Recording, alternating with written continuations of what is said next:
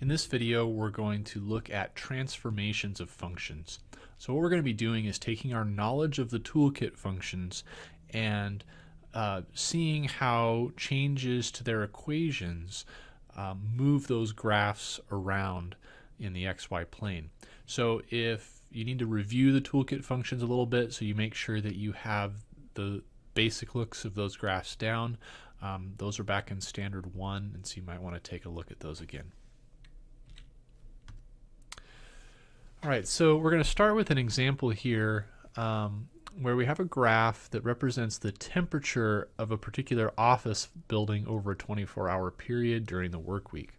So the question down here is, how would the graph change if the temperature was kept 5 degrees cooler at all times?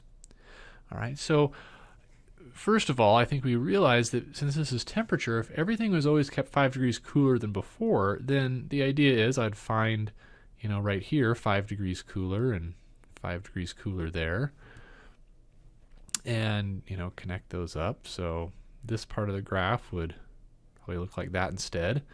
And then up here, when I was at 70, I would be down at 65. And so that would have me connect those up. And same thing over here, move down to 65. So connect those up. Oops. And same thing here from 50 down to 45. And so to kind of finish this graph out, that was not a very good straight line I just made there, but you get the idea, right? So the graph should kind of hold its same shape, but it's just been moved down, okay, by 5 units everywhere. All right, so this next bullet then says express this new function in terms of f of t. So what does that mean? Well, since f of t, remember, these are really y values, right? And what I did throughout this entire graph was I moved the y values down 5. So what that means is that this new function would look like this: f of t minus 5. All the y values, take 5 away from them. All right, so this is what's known as a vertical shift. So in general, what we can say is that if we have a graph that looks like this, f of x, so some function, plus k, some number, then that shifts the function up that many units when k is positive, and then down that many units when k is negative. So in this case, we think of this as f of t minus 5 or f of t plus negative 5, and so that, of course, shifts it down by 5 units. All right, so let's take a look at another example. This one asks us, how would the graph change if the schedule started 2 hours earlier? Okay, so if the schedule started 2 hours earlier, then let's think about it this way. It looks like about 4 a.m. they start to warm up the building, right? So if everything started 2 hours earlier, then we would start warming up the building here at 2, right, instead of at 4.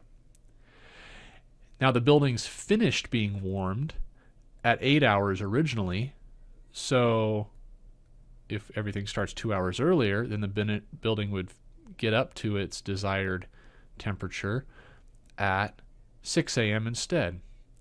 So what we've got here is we've got this, and then we get the warm-up that goes up to there. Now originally, after 16 hours, or at 1600 hours, we've got where the building starts to get cooled down, right? They start to shut things down a little bit, so, and let it cool. So instead of at 16 hours, that's going to happen at 14, 2 hours earlier. And then it finishes getting down to 50 degrees before at 20, so now that's going to happen at 18. All right, so we can connect all this up. Sorry, I had a little trouble keeping my line straight here. And then we connect those up. And then we can, and then of course we reach this point here at, at 22 hours instead of 24. All right, so what we can see here is that we've done definitely a shift. Sorry, just fixing that bad spot there. We've definitely done a shift here, and this time I've shifted to left. Last time, if we go back, I shifted, oh, excuse me, there it is. Last time I shifted down, okay? This time I've shifted to the left, all right? So when we want to express this new function in terms of t, let's think about this. Since things are happening earlier, and when things happen have to do with the number of hours that have gone by, this shift is really happening to the t values, right? As opposed to the y values. So what I want this time is to express this shift by saying that since things happen 2 hours earlier, I'm going to say t plus 2, okay? And the reason I say t plus 2 is, if you think about it this way, I know that in the original graph, I started to climb when the t value was 4, or in other words, when 4 was inside of the argument of my function, right? When 4 was here, that's when I started to climb. So since I want things happening 2 hours earlier, what I want is the climb to start when t is equal to 2. Well, if I put t equals 2 in here, and then I add 2, then when t equals 2, the inside would equal 4, right? So that kind of confirms that this is the correct way to think about it. Okay, so in other words, if you want things to happen earlier, add to your time. If you want things to happen later, subtract from your time. So what we say in general is that if we have f of x plus k, that shifts the function to the left k units when k is positive, and to the right k units when k is negative. Now, just a kind of a nice memory device, for a vertical shift, subtracting 5 literally moves it down, kind of the expected amount, or what you would expect. Adding 5 would move it up 5, which is kind of what you would expect. For horizontal shifts, it's almost kind of the opposite of what you might expect at first glance. Adding makes you move to the left. Subtracting makes you move to the right. Okay, so kind of the opposite of what you might be expecting. All right, so let's do a little bit of work with this. So here I've got this function, f of x equals x minus 4 squared, and I want to think of transforming y equals x squared. Now, especially as you're getting used to this idea of graphing a function based upon a toolkit function, it's not a bad idea just to quickly sketch the toolkit function. So I know that y equals x squared, there's a point at the origin, at 1, 1, at 2, 4, and at 3, 9, and then same thing over on the other side. Okay, so there's our toolkit function. We'll go ahead and do our best to draw a nice parabola.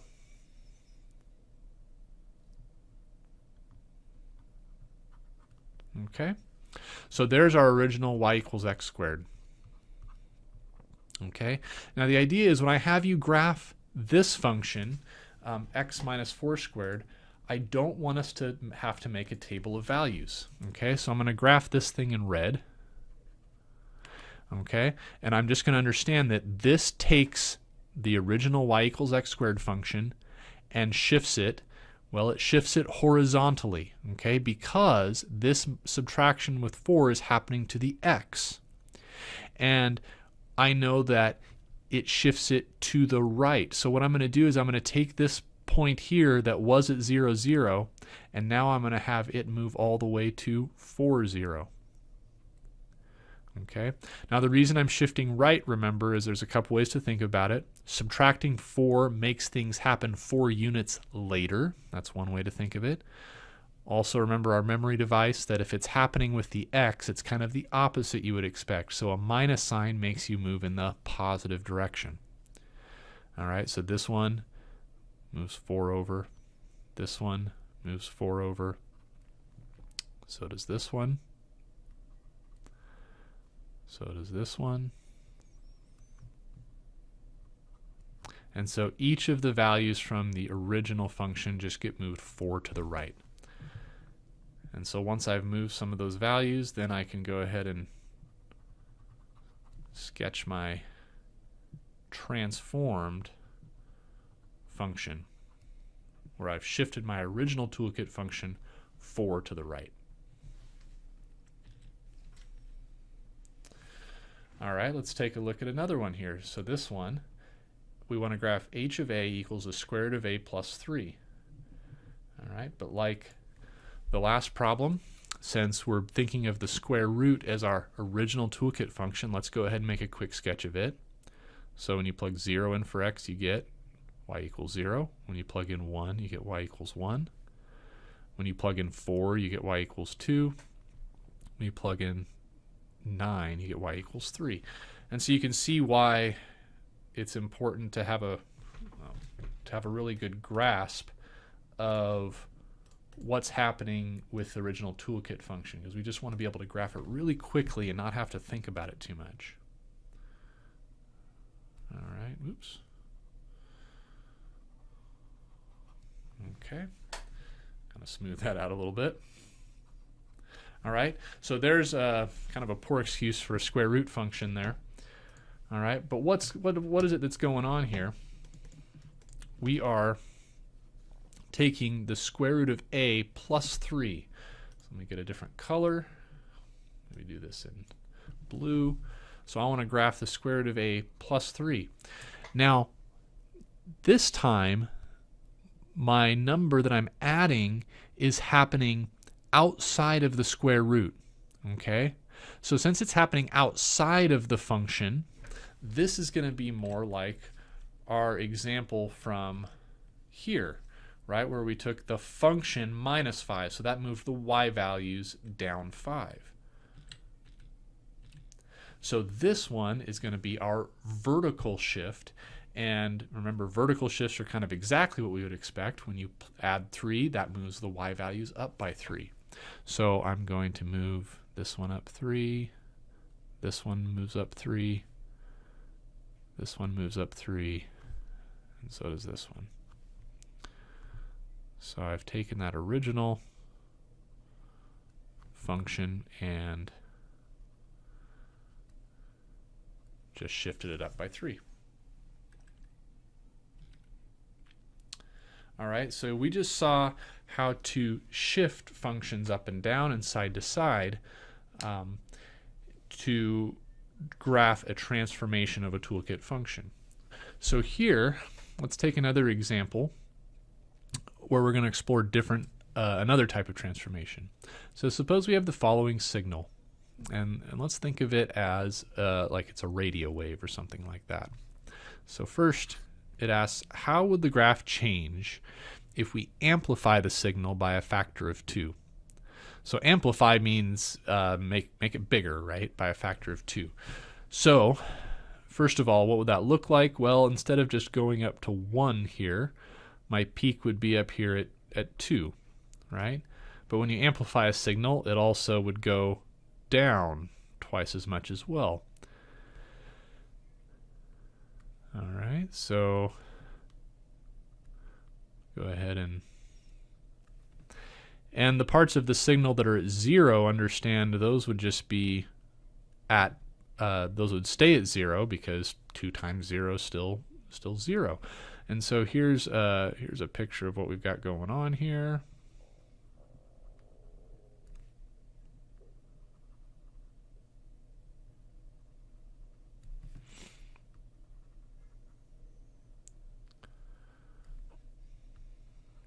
All right, not perfect, but get the picture. let's get rid of that part. All right, so this would be our radio signal amplified by a factor of 2. Okay. Now, what would this be in terms of our original function in the formula itself? Well, I've basically taken all the y values and I've doubled them, right? Times this by 2, right? Times this by 2. So what we're doing is we're taking the original function g of x and we're multiplying the y values by 2, right? Since g of x represents y values, we just write it like this, 2 times g of x. So this is what we refer to as a vertical stretch. Okay? So in general, what we say is if we multiply a function by a number, it stretches the function by that factor if k is bigger than 1, but then it would shrink it by that factor if k is between 0 and 1. So like if I had a 1/2 here instead of a 2, then that would have shrunk my graph, right? It would have made the y value smaller. All right, now let's take a look at another example. This one says, how would the graph change if we increased the frequency by a factor of 2? Okay, the word frequency tells me how often things happen. That's what the word frequency means. So what we're saying here is if I want to increase how often things happen by a factor of 2, what's that going to do? Well, if you think of it this way, we go through an entire cycle once in 2 x units here. So what this is saying is that I want to have things happen twice as often. So I'm going to get through one whole cycle not in 2, but just in 1. So I'll put in a little notch here in the middle. And so what we'll have is a full cycle will happen right there. And then between here and here, since things are happening twice as often, I'll also have another full cycle happen here, and another full cycle happen here, and then one more full cycle happen right there. Okay, so what I've done is I've basically made things happen twice as often, right? Increasing that frequency. Now, let's think about the function g of x. Okay, what did this do? Well, things happen twice as often, and when things happen, that has to do with x, right? So what I'm doing is I am multiplying the x value by 2 if I want things to happen twice as often. So what this tells me is that in general, things shrink horizontally by the factor of k when k is greater than 1. So I shrunk things by a factor of 2. You can think of it as taking the original function and literally squeezing it down, kind of smashing it toward the y-axis. And it horizontally stretches the function by a factor of k when k is between 0 and 1. Okay, so again, this is kind of the opposite of what you might expect, right? So when you're multiplying by 2, that actually horizontally shrinks things, where if you're multiplying by a smaller number like 1/2, that actually horizontally stretches things. So again, we see that the horizontal is kind of maybe behaving in the opposite way we might expect. So in this example, let's take a look at the absolute value function as the toolkit function. Let's go ahead and make a little sketch of that. So we know that the absolute value function behaves in this manner where it makes the v. It's a little bit sloppy right there, sorry about that. And so here's our base function here. Now what happens if I take 3 times the absolute value of x? Okay, well, what is that doing? That's taking the y values that I had for absolute value of x and timesing them by 3. So we know that that should be a vertical stretch, right? Because it's acting on the y values. So all these y values should be 3 times as big as they were. So this y value of 0 should still be at 0, since 3 times 0 is 0. But then 3 times 1 is 3. 3 times 2 is 6. 3 times 3 is 9. And so you can see this kind of stretching action. So one way to think of this is that we've kind of put a thumbtack right here at the origin and then just pulled up on these arrows and literally stretched them to make this graph.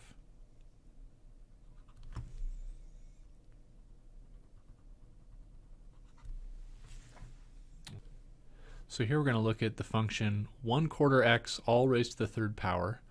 And of course we'll be building this off of the toolkit function y equals x cubed. So y equals x cubed, when x is 0, y is 0. When x is 1, y is 1. When x is 2, y is 8. And then we have -1, -1, and -2, -8. And let's go ahead and when we graph this, make sure we get the correct kind of action that we know we're supposed to get here near the origin. And then it'll behave like that and like that. Okay, so there's a picture of our y equals x cubed graph. All right, so grabbing another color here, the red. So what's happening here is we're acting on the x values this time. So this 1/4 should be affecting when things happen. Okay, in other words, at what x values do these y values happen? Okay, and so if you remember that if I am multiplying by a number that's between 0 and 1, that actually is going to have the effect of stretching things out. But here's the way I want us to think about it. Normally, the thing that you are cubing needs to be equal to 1 in order to get a y value of 1. So if you plug a 1/4 in here, then what does x need to be in order to make a y value of 1? Well, what you would need is 1/4 times 4, right? In order to give you the 1 that you're used to getting, right? So instead of this y value of 1 happening at x equals 1, it's going to happen at x equals 4. Okay? And similarly, what we know is that this point of 8 happens at 2 cubed, right? This y value of 8 happens at 2 cubed. Okay, so what do you have to plug in for x in order to make a 2 in the argument for the cube? Well, you got to put an 8 in here in order to make a 2. So that means instead of things happening at x equals 2, now they've got to happen all the way out at x equals 8. Okay, and you can see the same action here. So I'm multiplying by 1/4, so that means I am stretching horizontally by a factor of 4, and then I am stretching horizontally here by a factor of 4. And so what we get here is this stretched out cubic graph.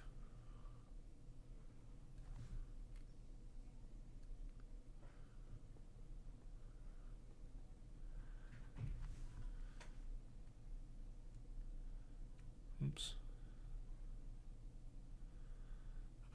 Okay, sorry, I kind of missed that. But definitely you can see, basically, again, putting a thumbtack right there at the origin, grabbing onto these parts of the cubic graph and literally pulling outward on them by a factor of 4. All right, let's take a look at another example. So this one's asking us to graph the function f of x equals -x squared. Okay, well, again, let's go back to what does y equals x squared look like. All right, and here's where we just want to really have the picture of this graph kind of burned into our memory. So here's my y equals x squared graph. Okay, so what does it do to throw a negative in front of that? Well, that negative is being applied after I square the x, right? So what I can literally do is think of this as I'm taking the y values for y equals x squared and putting a negative in front. So that's taking all my y values and making them the opposite of what they were. So I literally just go down to the opposite of each of my former y values. So this is what's known as a vertical flip or a vertical reflection, right? You can kind of think of it as the black graph is kind of looking at the blue graph in a mirror over the x-axis, hence making it a vertical flip or a vertical reflection. And that's going to happen anytime you just throw a negative in front of your toolkit function value. So one last example here, we're going to take a look at the square root function as our toolkit function, so y equals the square root of x, and we're going to put a negative in there.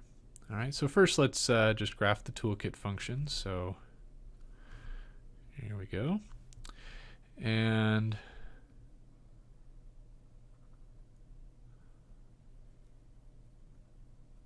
okay, so there's our square root graph. And so let's think about what that negative's doing. Well, it's definitely inside of the square root function.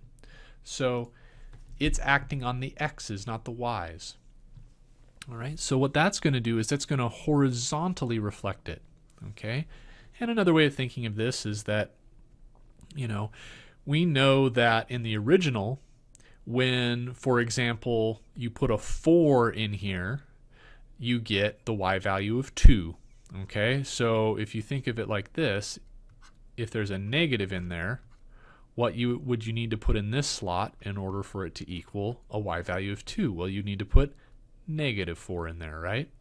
And so this x equals 4, y equals 2 is now going to happen at x equals negative 4, y equals 2.